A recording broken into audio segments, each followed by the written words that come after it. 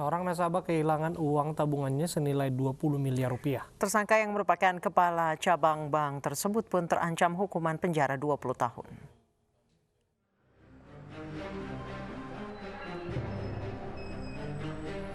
Diduga menjadi korban kejahatan perbankan, Winda Wulandari, seorang nasabah Maybank mendatangi Barreskrim Mabes Polri Jakarta, Kamis lalu.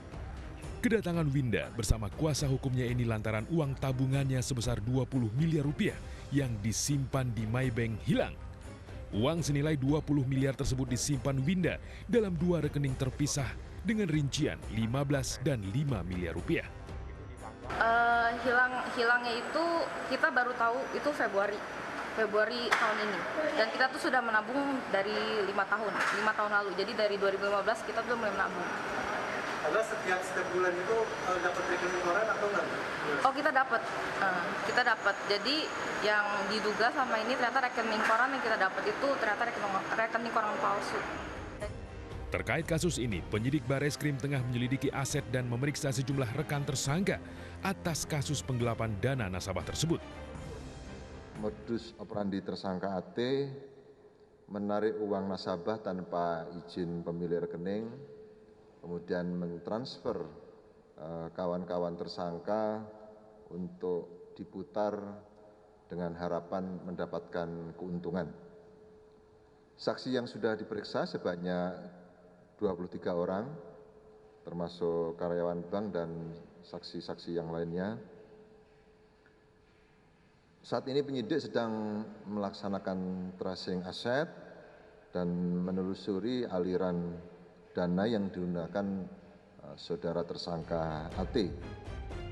Lebih lanjut, pihak Maybank pun telah melaporkan kasus ini ke polisi agar oknum tersebut diproses hukum. Tersangka terancam pasal pelanggaran perbankan dan tindak pidana pencucian uang dengan ancaman hukuman 8 hingga 20 tahun penjara. Tim Liputan iNews melaporkan. Dan pemirsa, sudah bersama kami korban penggelapan dana nasabah Maybank, Winda Lunardi.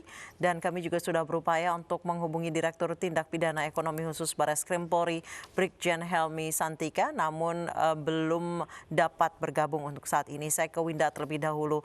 Winda, boleh Anda jelaskan seperti apa kronologisnya? Tadi saya sempat mendengar Anda mengatakan bahwa selama ini rekening koran yang dicetak adalah rekening koran fiktif ternyata. Iya.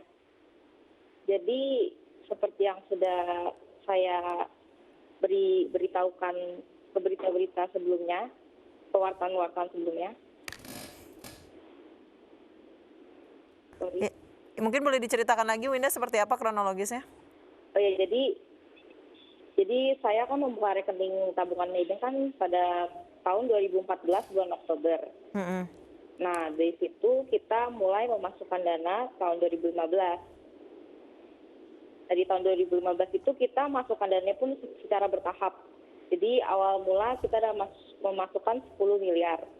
Itu ke rekening atas nama saya dan emang valid, ada nomor rekeningnya di Maybank ya. Jadi dana dari papa saya dimasukkan sebagai tabungan masa depan untuk saya masuk ke rekening saya di Maybank. Nah, karena kita setiap bulan tuh menerima rekening koran, jadi kita merasa ya itu aman. Karena ada bukti segala macam, ya duit kita tuh masih di sana. Jadi karena kita awalnya percaya, kita akhirnya menabung lagi, menambah sejumlah uang lagi, sampailah ke 15 miliar itu, kurang lebih. Nah, karena kita sebegitu percaya, akhirnya mama saya pun ikut buka rekening di Maybank dan menabung. Nah, tapi ketika pada bulan Februari, mama saya ingin memakai ya, namanya kan tabungan, emang niatnya kita simpen, kita nggak apa-apain. Tapi karena waktu itu ada keperluan, mama saya pun akhirnya mau menarik dana ya di tabungan Maybank itu. Tapi mengejutkannya, tiba-tiba ditolak sama tellernya waktu itu. Dia bilang saldonya nggak ada. Ketika mama saya cek, ternyata saldo dia tuh kurang dari 17 juta. Dan seketika mama saya panik dong, dan dia langsung suruh saya konfirmasi juga bagaimana dengan rekening saya gitu. Ternyata rekening saya pun juga udah hangus, sudah hilang semua. Sisa ratusan ribu saja. Jadi seperti itu. Nah, setelah itu kita tuh sudah berusaha mencoba menghubungi Maybank ya. Jadi kita membuat laporan. Pertama kita tuh udah sampai datang ke kantor pusat dan kita tuh mau langsung ketemu pimpinannya. Tapi di sana tuh kita malah nggak diperbolehkan untuk bertemu. Padahal di sini statusnya kayak kita nasabah yang jadi korban duit hilang, kita mempertanyakan dong kayak kok kenapa duit kita nggak ada gitu. Tapi kita disuruh buat laporan, lalu kita udah buat, kita menunggu sebulan dan selama sebulan itu kita nggak dikontak balik sama sekali. Sama Dan sekali akhirnya, tidak ada keterangan dari pihak Maybank? Iya. Dan akhirnya kita membuat laporan lagi, dan setelah kita buat laporan lagi, kita mendapat balasan dari Maybank 2 hari kemudian. Dan dibilang masalahnya itu sudah selesai, masalahnya sudah terselesaikan. Nah kita bingung dong, apanya terselesaikan, duit kita pun nggak kembali. Nah karena itu kita telepon, lalu kita menelpon Maybank menanyakan perihal ini. Dan dari pihak Maybank bilang masih di dalam tahap investigasi. Jadi even sampai detik ini pun permintaan maaf dari Maybank pun nggak ada. Maybank tuh malah kayak mengacuhkan kita gitu aja. Jadi seperti lepas tangan gitu Maybanknya, Winda? Iya. Dan malah berakhir kita dapat press statement yang menurut saya itu mengesalkan sekali ya. Jadi seolah-olah dia tuh menumpahkan semua tanggung jawabnya tuh ke oknum yang bersalah. Padahal secara tidak langsung oknum yang bersalah itu ya itu kan oknum Maybank, masalah internal mereka gitu. Bisa dijelaskan Kenapa? soal oknum yang bersalah ini? Apa yang disampaikan kepada Anda mengenai oknum yang bersalah? Siapa dia dan apa yang dilakukannya? Intinya saya itu kan sudah ada di pihak berwajib ya yang menangani. Jadi yang saya tahu emang dananya tuh dikeluarkan oleh oknum tersebut, tapi tanpa otorisasi atau izin saya. Jadi perihal seperti itu. Dan Baik, di sini, Winda, apa yang ingin Anda ketahui atau apa yang ingin Anda konfirmasi dari Bank Maybank ini? Apa konfirmasi yang Anda butuhkan sebenarnya dari pihak bank? saya cuma mau tahu kayak kapan duit saya bisa dikembalikan. Itu saja. Karena menurut saya sangat tidak adil bagi saya hanya seorang nasabah ya. Jadi layaknya kenapa semua ditumpahkan ke oknum? Iya, oknum memang melakukan kejahatan, tapi itu kan oknum bagian dari Maybank yang harusnya melakukan tugas Maybank gitu. Tugas sebagai bank tuh harusnya apa gitu.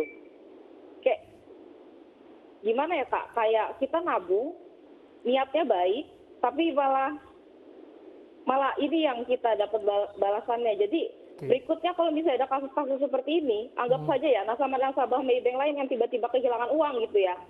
Masa yaudah itu salah oknum internal, jadi semua tanggung jawab dilemparkan ke oknum internal. Jadi di mana bertanggung jawab dari Maybank tersebut gitu. Saya merasa ya.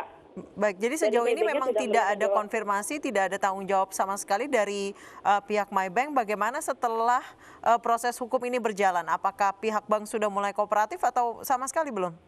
Sama sekali belum. Even permintaan maaf aja itu tidak ada Kak. Permintaan maaf juga tidak ada? Iya, permintaan maaf tidak bisa, ada ketidaknyamanan yang terjadi pun tidak gitu. Ya, Anda sudah lapor ini jelas ke polisi. Ada langkah lain yang sudah Anda tempuh? Ya so far kita mungkin kalau itu kuasa hukum saya pasti lebih mengerti ya. Saya kan orang awam lah Kak. Saya itu cuma nasabah biasa sebenarnya. Ya. Dalam kasus ini kan ada lembaga penjamin simpanan LPS misalnya. Apakah sudah ada komunikasi karena ini kan uang yang tidak sedikit. Ini terkait soal kredibilitas, kepercayaan nasabah dan investasi dan lain sebagainya. Kita ada melakukan laporan ke OJK ya. Ya hanya itu yang kita update gitu. Baik, sejauh ini untuk oknum yang dalam tanda kutip mencuri uang Anda atau menggelapkan uang Anda, apakah sudah diproses di kepolisian atau belum ditemukan? Udah, setahu saya sudah ya. Justru sudah ditahan mungkin ya. Apakah ada itikat baik dari pelaku ini untuk mengembalikan dana Anda?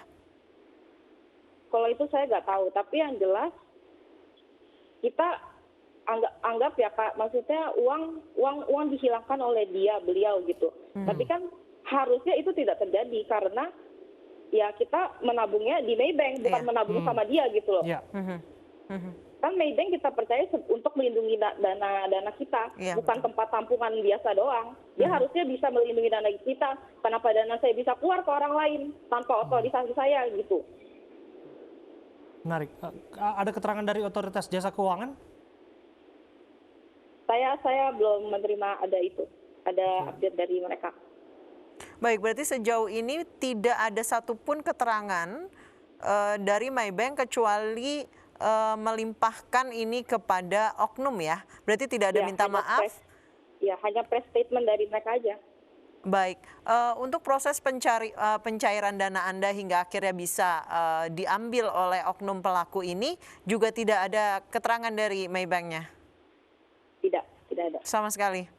Saya tidak tahu perihal itu. Pokoknya dari Maybank yang saya tahu cuma press statement ini aja yang saya baca. Ini terungkap kapan? Bisa dijelaskan sebetulnya? Terungkap apanya Kak? Ya, terungkap bahwa ada indikasi penipuan, kemudian juga uang Anda diraib begitu ya. Anda tahu pertama kali ini kapan dalam runtut waktu yang seperti apa? Oh, itu kan kita melaporkan ke Barreskrim itu Mei ya Pak. Jadi di Barreskrim kan kita harus memberikan data-data yang diperlukan untuk penyelidikan kan. Jadi di sana kita baru memproses, kita kayak datang ke Maybank-nya, kita minta mutasi dari tahun 2015 sampai jangka waktu yang diinginkan. Nah di situ baru kita tahu ternyata ada pemindahan dana tanpa izin gitu. Baik, itu berarti dari terakhir rekening koran yang Anda terima itu bulan apa? Desember 2019 berarti. Desember 2019 dan Anda cek di bulan Februari itu ternyata dananya sudah tidak ada? Iya. Baik. Berarti Januari belum dikirimkan ya? Januari belum dikirimkan oleh pihak Maybank ya? Iya. Baik. Anda mendapat informasi kapan dana Anda ini mulai hilang? Dapat Kak, kita kan melihat sendiri juga mutasinya, tapi saya nggak ingat ya rincian datanya kayak tanggal berapa hilang, saya nggak lihat. Saya nggak ingat. Ya. Terima kasih untuk waktu Anda berbincang bersama kami, Winda Lunardi, korban penggelapan dana nasabah. Kami berharap bahwa ada keadilan yang bisa ditemukan oleh Anda dan kasus ini bisa diungkap ya seterang-terangnya begitu.